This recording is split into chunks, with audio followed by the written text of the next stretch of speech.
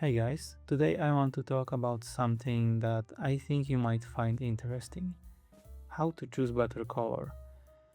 Not in a which specific RGB code kind of way, more like how do you make decisions about colors so the painting feels more intentional.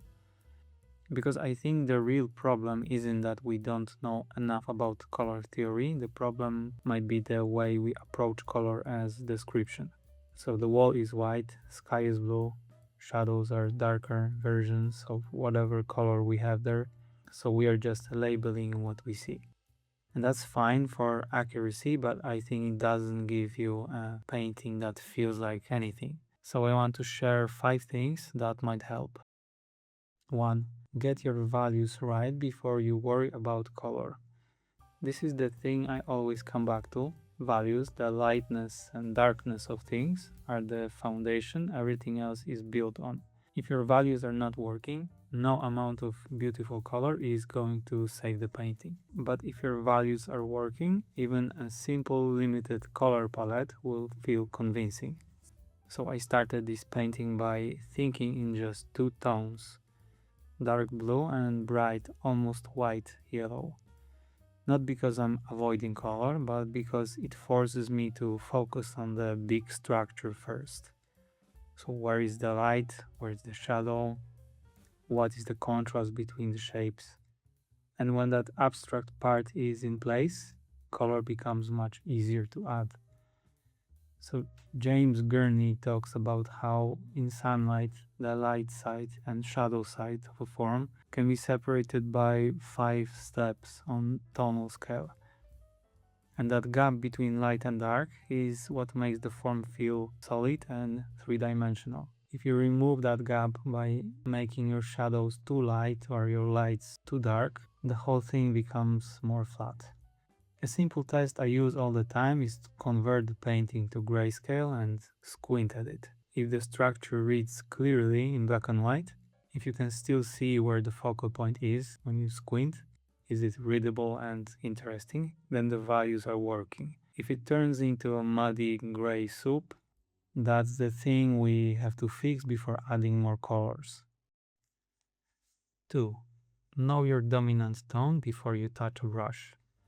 When I start painting, the first question I ask is this scene warm or cool overall?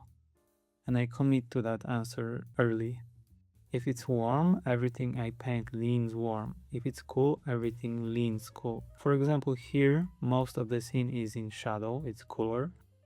So color only works in relationship to other colors. If you just pick each area separately without unifying tone, you end up with a painting where everything is fighting. So warm here, cool there, neutral somewhere else, and none of it feels like it belongs to the same world.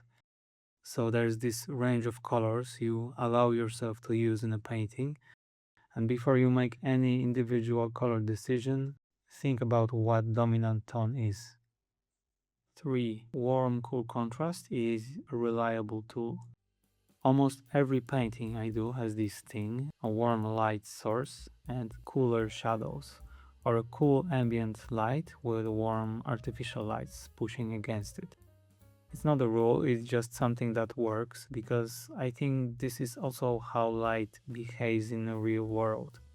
In sunlight, there are 3 separate light sources at once. There's direct sunlight, blue sky, and reflected light bouncing off surrounding surfaces. And if you pay attention to that, your painting will look much better.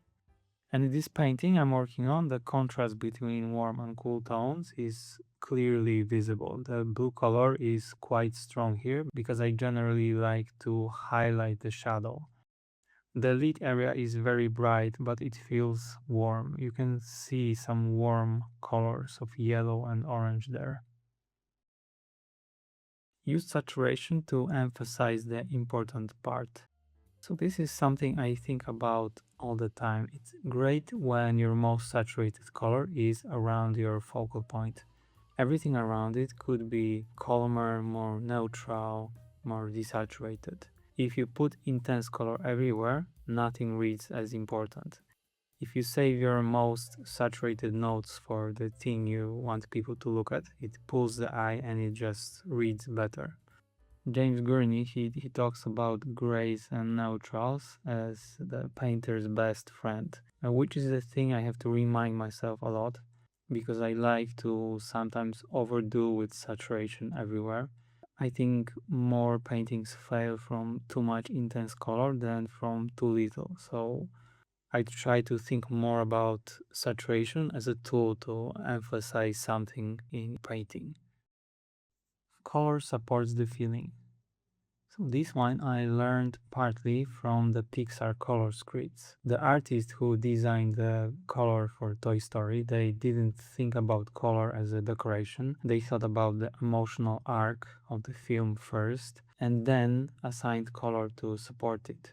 So Woody's story moves from warm, comforting light in Andy's room, later into darkness, and then back into warmth when everyone is reunited.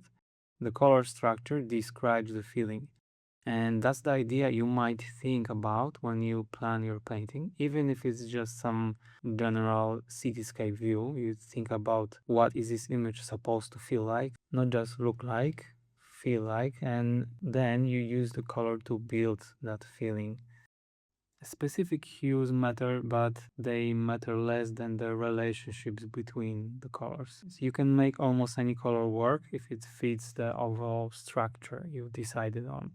And what doesn't work is making the decisions without the structure, without just picking what looks accurate in isolation without thinking what it's supposed to do and where is it coming from and what feeling you want to achieve there.